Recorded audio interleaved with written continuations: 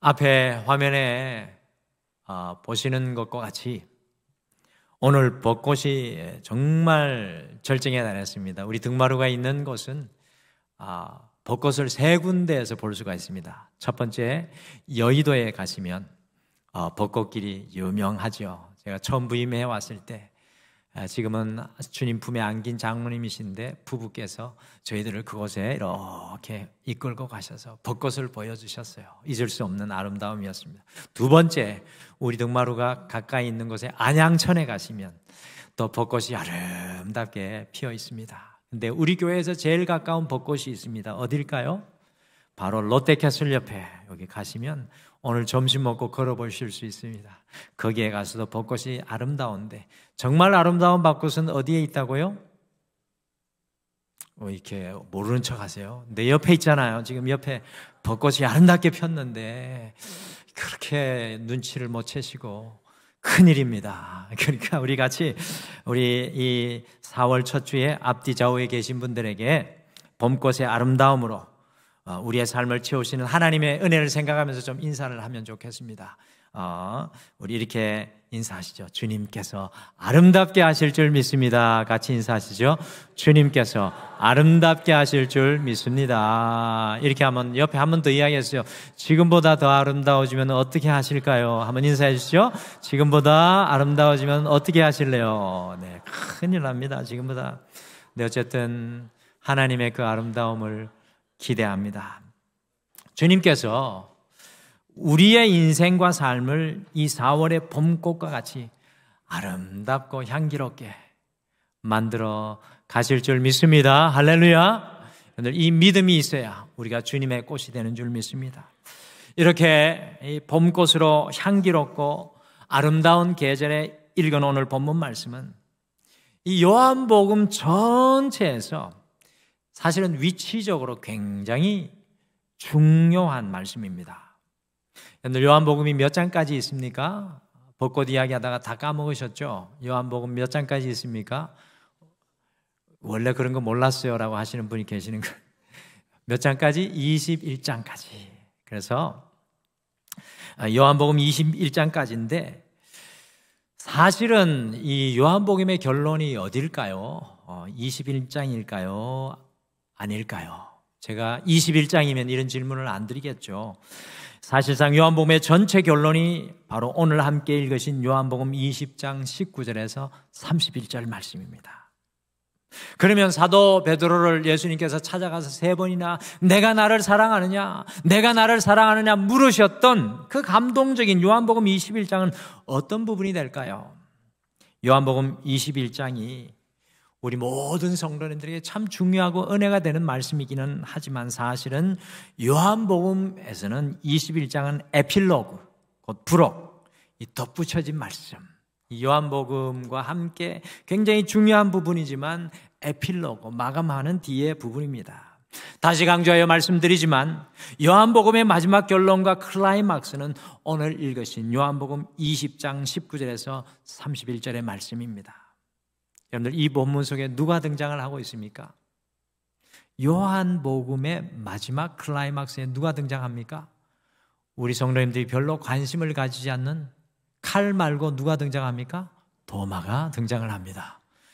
좀 피곤하신 것 같아서 슬렁한 개그를 하면서 칼 말고 도마가 등장을 하는데 이 도마가 사실은 이렇게 조명을 받지 못하죠. 마태, 마가, 누가복음에는 도마가 한마디도 하지 않고 침묵을 하고 있습니다. 근데 특별하게도 요한복음에서만 가장 중요한 순간에 세 번씩이나 그의 말들이 정확한 순간에 요한복음에 기록이 되어 있어요. 그 세 번 중에 한 번이 바로 오늘 이 클라이막스 마지막 부분이 되겠습니다. 여러분들 부활절 이후 오늘이 몇 번째 주일입니까?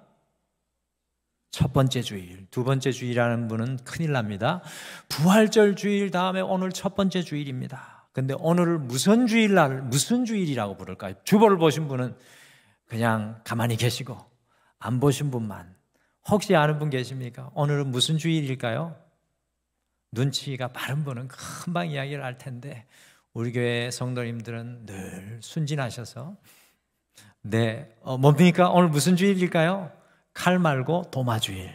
오늘은 도마주일입니다. 도마주일. 혹시 들어본 적이 있습니까? 부활절 이후 첫 번째 주일인 오늘은 26절 말씀처럼 부활 이후에 8일이 지나 주님이 도마를 만나 주셨다고 해서 도마주일이라고 부릅니다. 이 도마주일. 요한복음은 부활 이후의 주일로 성경 전체에 이 마지막 막을 내리고 있습니다. 많은 성도님들이 부활절을 중요하게 생각하여서 부활절을 성대하게 보냅니다. 그래서 어떤 성도님들은 부활절하고 크리스마스 한 번 정도는 교회에 나가시는 분들이 계세요. 그래서 부활절을 중요하게 생각을 하는데 사실은 부활절 이유가 성도인 우리에게는 더욱 중요하다는 사실입니다. 여러분들 잊지 마세요. 부활절 이후에 이 도마주일부터 우리에게 너무나 중요합니다. 예수님의 부활 사건이 우리의 삶 속에 어떻게 역사하는지, 예수님의 그 부활이 우리의 인생에, 우리의 삶에 어떻게 그것이 우리의 삶에 드러나는지, 이것이 매우 중요하다는 사실입니다. 예수님의 부활 이후 그 부활의 사건이 도마에게 어떻게 적용되었는지 요한복음을 막을 내리면서 우리에게 보여주고 싶어 하는 겁니다. 그래서 우리가 50주년 희년 14번째 주일을 보내면서 부활 이후, 이 부활 이후라는 제목으로 부활 이후에 도마에게 어떤 역사가 일어났는지 함께 살펴보면서 부활 이후에 우리의 삶에 어떤 역사를 우리 하나님께서 기대하시고 우리와 함께 하게 하시는지를 우리가 가슴에 품고 이 4월 부활 이후 주일입니다. 부활 이후의 시간들입니다. 하나님과 오늘 우리 반주 너무나 은혜가 되는데 주와 함께라면 주와 함께 해 나가는 4월의 한 달의 걸음이 되시기를 간절히 축복합니다. 부활 이후가 중요합니다. 여러분들 부활 이후 오늘 말씀을 보니까 떠나지 말고 기다려야 합니다. 부활 이후 떠나지 말고 기다려야 합니다. 도마가 예수님의 부활 이후에 한 가지 매우 중요한 실수를 하고 말았습니다. 여러분들 그 실수가 어떤 실수였겠습니까? 우리가 흔히 저지르는 실수인데 쉽게 지나가실 수 있는 말씀이지만 매우 중요한 말씀입니다. 같이 요한복음 20장 24절. 제가 이 부분은 요한복음의 마지막이라고 그랬습니다. 그래서 말씀의 무게가 틀리다고 생각하고 읽어보십시오. 24절 같이 읽겠습니다. 시작.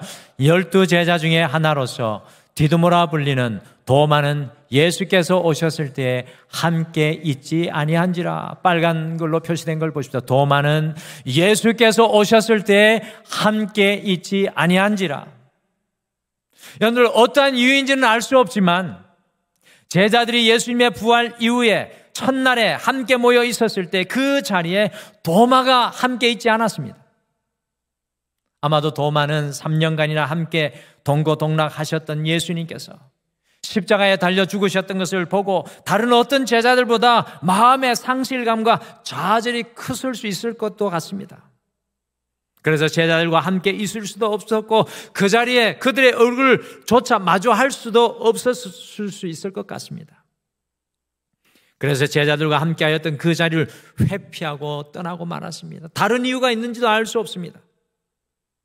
문제는 도마가 떠났던 바로 그 순간에, 바로 그 부활의 첫날에 예수님께서 제자들을 찾아오셔서 19절과 23절 말씀해 보시면 절망과 좌절에 눌리고 묶인 그 마음을 풀어주시면서 평강과 기쁨을 주시고 잃어버렸던 사명의 자리로 돌아가서 다시 시작하게 하셨고 더 나아가 22절과 같이 성령을 그들에게 부어주셨습니다. 짧게 취약된 말씀이지만 그곳에 평강과 기쁨과 사명과 성령을 회복시키는 놀라운 역사가 일어납니다.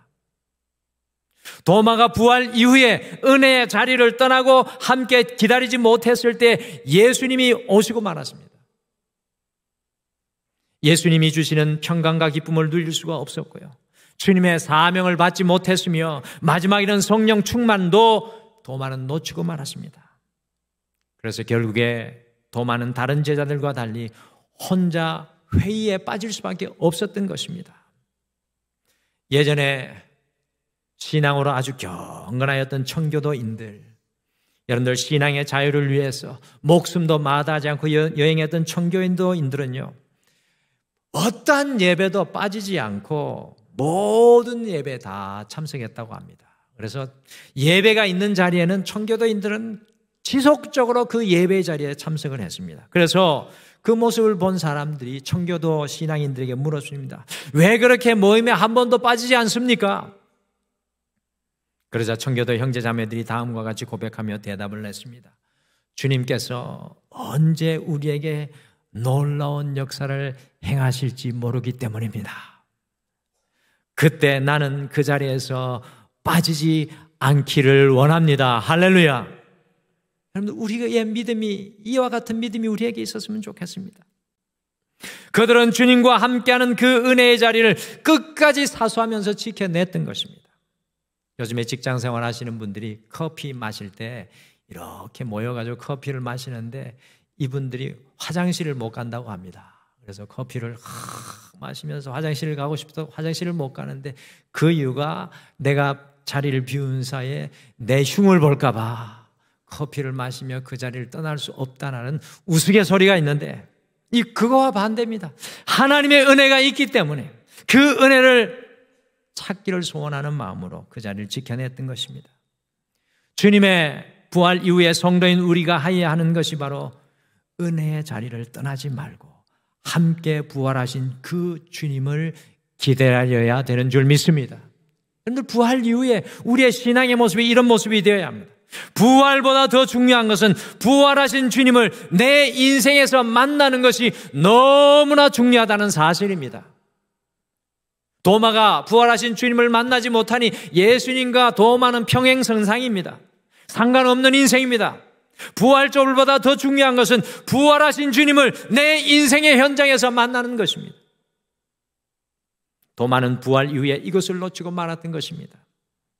사랑하는 성도 여러분, 우리 그리스도인들에게는 부활절 이후 50일간의 매우 중요한 영적인 시간이 있습니다. 여러분들 사순절의 시간 중요하시죠? 부활절까지. 근데 부활절 이후에 50일의 시간을 기쁨의 시간이라고 하는데 여러분들 교회력에서 정말로 중요한 시간입니다. 부활절 이후 50일의 시간을 보내고 난 이후에 성령을 받는 오순절의 시간이 옵니다. 이 부활절 이후의 50일의 시간은 주님과 함께 머물고 함께 그 은혜의 자리를 떠나지 않는 시간입니다. 주님께서 무려 부활하신 후에 40일간 제자들과 함께 하셨고 그들에게 말씀을 가르쳐 주시며 그들을 위로하시고 격려하셨습니다. 그리고 제자들은 예수님께서 40일이 지난 후 승천하신 후에 10일간 마가의 다락방에 함께 모여 금식하며 기도하였습니다. 그때 놀라운 성령 충만한 역사가 제자들에게 일어나게 되었습니다. 사랑하는 성도 여러분, 부활 이후 여러분과 저는 떠나지 말고 함께 기다려야 되는 줄 믿습니다. 여러분, 2024년 이 부활 이후의 시간은 우리가 함께 주님을 기다려야 하는 시간입니다. 주님, 지금 이 삶의 자리에 어지럽고 혼동스러운 이때를 살아가는 우리는 함께 주님을 기다리는 공동체가 되어야 합니다. 등마루는 올해 50년의 희년을 맞이했습니다. 그래서 우리 등마루는 5월 4일부터 6일까지 함께 모여서 떠나지 않고 주님의 은혜를 기다리는 시간을 가지기를 소망합니다. 여러분들, 성령 강림 주일이 언제인 줄 아십니까? 부활 이후에 50일 5월 19일 주일이 바로 오순절 성령 강림 주일입니다. 기가 막히게 우리가 맞춰져 있지 않습니까? 우리의 타임 테이블이. 그래서 우리 등마루는 5월 4일 토요일부터 월요일 6일까지 함께 모여서 정교인 수련회를 함께 하면서 이때 부활하신 주님, 부활하신 그 주님을 함께 만나기를 소원하면서 주의 은혜의 자리에 함께 가게 될 줄 믿습니다. 모든 분들이 함께 하셨으면 좋겠습니다. 함께 할 수 없으면 주일이라도 집회 시간에도 그 좋은 환경 속에 함께 하셔서 하나님의 은혜로 제2의 오순절의 은혜를 누리는 등마루와 여러분이 되기를 간절히 축복합니다. 여러분들, 부활 이후에 주님의 은혜를 함께 기다리기를 소망합니다. 오늘 말씀해 보니까 부활 이후에 갈망해야 합니다. 도마가 아무래도 예수님의 제자들 중에서는 가장 많이 오해받는 제자 중에 한 사람이라고 저는 생각을 합니다. 여러분들, 왜 도마가 오해를 받습니까? 바로 이 성경 구절 때문에 그런 것 같습니다. 같이 요한복음 20장 25절 말씀, 도마가 오해받는 구절을 같이 한번 읽어보시죠. 시작. 다른 제자들이 그에게 이르되 우리가 주를 보았노라 하니 도마가 이르되 내가 그의 손에 못자국을 보며 내 손가락을 그 못자국에 넣으며 내 손을 그 옆구리에 넣어보지 않고는 믿지 아니하겠노라 하니라. 도마가 제자들과 함께 부활 이후에 하지 못하고 자리를 비우게 되어서 이 제자들과 다시 만나게 되었을 때 제자들이 흥분해가지고 제자들이 기뻐서 도마에게 제자들이 우리가 주를 보았노라, 주의 못자국 난 손, 주의 옆구리, 주의 못자국 난 발을 보았노라고 제자들이 흥분해서 고백했습니다. 그래서 그랬더니 이 이야기를 들은 도마가요, 저는 이렇게 생각합니다. 이렇게 무릎을 탁 트지 않았나? 이렇게 무릎을 치면서 내가 그의 손에 못자국을 보면서 내 손가락을 그 못자국에 넣으며 내 손을 그 옆구리에 넣어보지 않고는 믿지 아니하겠노라고 대답을 했습니다. 이것을 보고 짓궂게도 카라바조라는 화가는 의심하는 도마라는 우리가 너무 잘 아는 앞에 화면에 보이는 것 같은 그림을 그렸습니다. 도마가 두 눈을 크게 뜨고 손가락을 내밀고 예수님의 창자국을 휘저 확인하고 있는 장면을 카라바조가 그린 겁니다. 그래서 미국에서 의심하는 사람을 보면 다우팅 토마스, 의심하는 도마라고 할 정도로 도마라는 이름은 의심의 대명사가 되어버렸습니다. 우리 교회도요, 좀 의심하고 자꾸 미적미적 하는 분을 보면 참 저 도마 같은 저 사람 때문에 그렇다고 가끔 농담할 때가 있습니다. 근데 저는 오늘 본문에서 의심하는 도마보다는 뜨겁게 갈망하는 도마의 모습이 오늘 말씀에서 새롭게 보이는 것 같습니다. 이미 말씀드린 대로 요한복음 20장 19절에서 23절에 도마가 없을 때 주님께서 제자들에게 나타나셔서 그들의 두려움에 묶인 마음을 풀어주시고 평강과 기쁨을 선물로 주셨습니다. 그들을 사명의 자리로 보내시고 더 나아가 그들에게 성령 충만함을 선포해 주셨습니다. 가장 중요한 것은 주님께서 부활하신 그 장면을 도마가 놓쳤습니다. 그러니 도마가요, 내가 그의 손에 못자국을 보면서 내 손가락을 그 못자국에 넣으며 내 손을 그 옆구리에 넣어보지 않고는 믿지 않겠다고 고백하였습니다. 여러분들, 이것은 도마의 간절한 마음이 표현된 것이 아닐까요? 은혜의 자리를 놓쳐버린 한 사람, 안타까움의 마음의 표현이 아닐까요? 다른 제자들은 예수님의 못자국 난 손과 발을 보고 창에 찔린 예수님의 옆구리를 보았는데 자기는 못 본 것입니다. 부활하신 주님을 다 봤는데 자기는 못 본 거예요. 그러니 자기도 꼭 다른 제자들과 같이 예수님의 그 부활하신 모습을 보고 싶다는 도마의 간절한 표현이 아닐까요? 의심보다 도마의 간절함이 피어나오는 말씀이 25절입니다. 그렇게 간절히 갈망하며 도마가 제자들과 함께 한 주간을 머물렀더니요, 어떤 일이 일어납니까?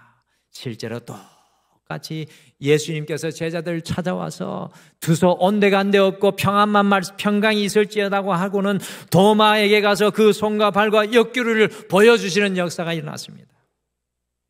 좀 전에 카라바조가 그린 그림처럼 도마가 예수님의 옆구리에 손을 넣어 보았습니까? 카라바조가 너무 과장했습니다. 도마는 예수님의 옆구리에 절대로 손을 넣지 않았습니다. 그런 면에서 화면에 보이는 렘브란트가 그린 도마의 그림이 성경적으로 더욱 정확합니다. 왼쪽 그림에는 요한복음 20장 1절에서 18절의 배경이 되는 그림으로 막달라 마리아가 부활절 이른 아침에 빈 무덤에서 예수님을 만나는 장면인데요, 아버지께 올라갈 것이니 예수님께서 이 막달라 마리아가 너무 반가워서 주님의 발을 붙들려고 하니까 나를 만지지 말라고 말씀하시는 장면이 이 왼쪽 편 그림입니다. 그런데 오른쪽 편 그림은 도마를 만나는 장면인데, 도마에게는 아이러니하게도 그림에 보면 나를 만져보라, 그 옷을 풀어 헤치는 우리 예수님의 모습을 발견하게 됩니다. 도마가 간절히 부활의 주님을 만나기를 소망했을 때 당신의 상처까지 열어 만져보라고 하십니다. 그러나 도마는 카라바조가 그린 것과 같이 탐정처럼 예수님의 옆구리에 손을 넣지 않고 그것을 보며 놀라고 그 자리에서 믿었습니다. 그렇습니다. 부활절 이후에는요, 부활하신 주님께서 내 삶의 자리에 직접 임하시는 것을 도마처럼 우리가 간절히 갈망해야 되는 줄 믿습니다. 저는 의심하는 도마보다 자기가 놓쳐버린 부활의 주님을 만나기를 원하는 도마를 오늘 말씀 속에서 발견합니다. 사랑하는 성도 여러분, 우리의 인생에 찾아오신 그 부활의 주님을 여러분과 저도 이 4월에 만나게 되기를 간절히 축복합니다. 우리의 낙심의 현장에, 우리의 인생의 어둠의 현장에 주님께서 부활하신 그 모습으로 우리에게 찾아오셔서 당신의 손과 옆구리와 발을 보여주시는 놀라운 은혜를 도마처럼 갈망하십시오. 우리의 삶 속에 부활하신 주님께서 임하셨어요. 우리의 죽었던 마음이 부활하고 우리의 다친 마음이 열리고 우리의 삶의 모든 것이 묶였던 것이 풀어지며 주님과 다시 시작하는 놀라운 역사가 일어나야 합니다. 사랑하는 성도 여러분, 부활 이후에는 도마와 같이 부활하신 주님을 우리의 삶 속에 만나기를 간절히 갈망해야 되는 줄 믿습니다. 우리의 가정 속에 부활하신 주님 임재하여 주시옵소서. 내 실패의 현장 속에 부활하신 주님 임재하여 주시옵소서. 그 주님을 만나기를 소망하는 여러분과 제가 되시기를 간절히 축복합니다. 여러분들 부활 이후 고백을 해야 합니다. 고백. 여러분들 사복음서 중에, 아니 성경 전체 중에 저한테 가장 아름다운 고백이 어디에 기록되어 있느냐고 물으신다면 저는 바로 오늘 본문 말씀이라고 말씀드릴 것 같습니다. 예수님께서 도마의 그 간절한 갈망을 아시고 찾아오셔서 그 손과 발에 또 옆구리에 그 상처 자국을 보여주었을 때 도마는 다음과 같이 고백을 하였습니다. 너무 짧은 고백이지만 너무나 귀한 고백입니다. 이것이 요한복음의 마지막 결론입니다. 28절 말씀 같이 읽으실까요? 같이 읽겠습니다. 시작. 도마가 대답하여 이르되 나의 주님이시여 나의 하나님이시니이다. 다시 한번 읽을까요? 시작. 도마가 대답하여 이르되 나의 주님이시여 나의 하나님이시니이다. My Lord and my God. 여러분들, 이 도마의 이 고백이 어떤 고백이었을까요? 성경 원어의 28절은 앞에 화면에 보시는 것처럼 그리스어로 이렇게 기록되어 있습니다. Ho Kyrios mu kai ho theos mu. 우리 성도님들 잘 모르는 단어지만 여기서 반복되는 것을 보여드리고 싶어서 말씀드립니다.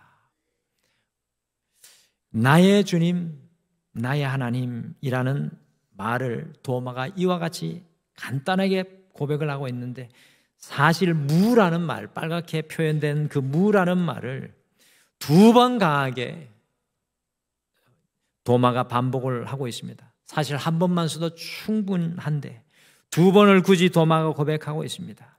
이 무라는 단어는 나의라는 뜻입니다. 나의. 부활하신 주님의 이야기가 아니라 그 부활 사건이 자신의 것, 나의 것이라고 고백하고 있는 것입니다. 제가 도마의 고백이 가장 귀한 고백으로 느껴지는 것은 우리 주님과 우리의 하나님이 아니라 우리 교회와 우리 가정의 하나님이 아니라 나의 주님, 나의 하나님이라고 개인의 신앙을 고백하고 있기 때문에 그렇습니다.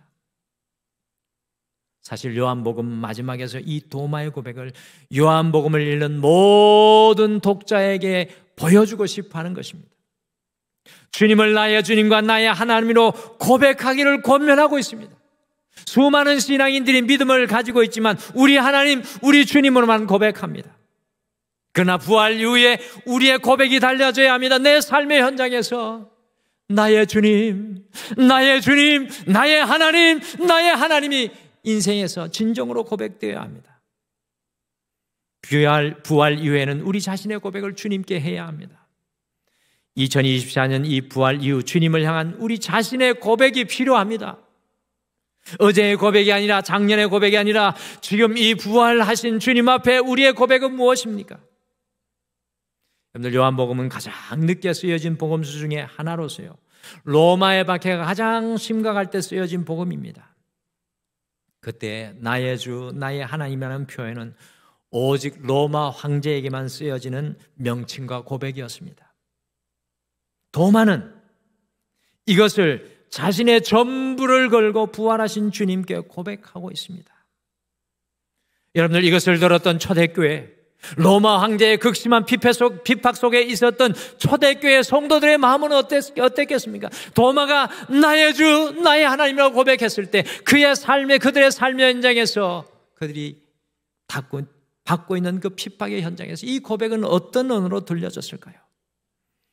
그리고 이 고백을 하였던 도마는, 사도 바울은 서쪽인 오늘날의 유럽으로 가서 복음을 전했다면, 사실은 성경에 도마 복음과 도마 행전이 같이 포함되어 있지 않기 때문에 도마의 이야기는 사라진 것 같은데요, 사실은 도마는 모든 제자들 중에서도 가장 먼 동쪽, 동방으로 가서 복음을 전하였는데, 그것이 오늘날의 인도의 첸나이라는 것, 예전 지명으로는 마드라스라는 곳입니다.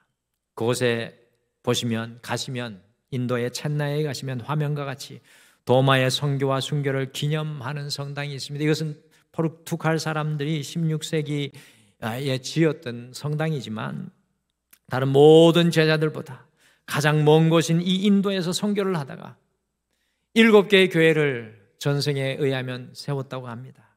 AD 72년경에 인도의 브라만 제사장의 질투를 받아서 창에 찔려서 도마가 순교하였는데, 그 순교의 현장에 이런 글귀가 쓰여져 있습니다. 나의 주, 나의 하나님, 나는 주님만을 예배합니다. 나의 주, 나의 하나님, 나는 주님만을 예배합니다. 사랑하는 성도 여러분, 부활 이후에는 우리 개인의 고백이 필요합니다. 여러분, 신앙이 10년, 20년, 30년 된 것이 중요한 것이 아닙니다. 50년 된 신앙이 중요한 것이 아닙니다. 나의 주, 나의 하나님이라는 고백이 내 삶의 현장에서 분명한지, 오늘 부활 이후에 이 예배를 드리며 우리를 돌아보아야 합니다. 우리의 그 고백이 주님의 부활의 역사를 우리의 삶의 현장에 임하게 하는 능력인 줄 믿습니다. 이 4월 한 달 도마의 고백과 같은 순전한 고백이 우리의 삶의 모든 현장에서 울려 나오게 되기를 간절히 축복합니다. 한번 따라 하시죠. 나의 주, 나의 하나님. 다시 한번 고백하실까요? 나의 주, 나의 하나님. 성도 여러분, 우리는 지금 모두 부활 이후의 시간을 살아가고 있습니다. 부활 이후에 살아가는 우리가 이 4월에 어떻게 살아가야 하겠습니까? 너무 아름답고 모든 세상이 약동하고 다시 살아가는 이때 우리는 어떻게 살아가야 합니까?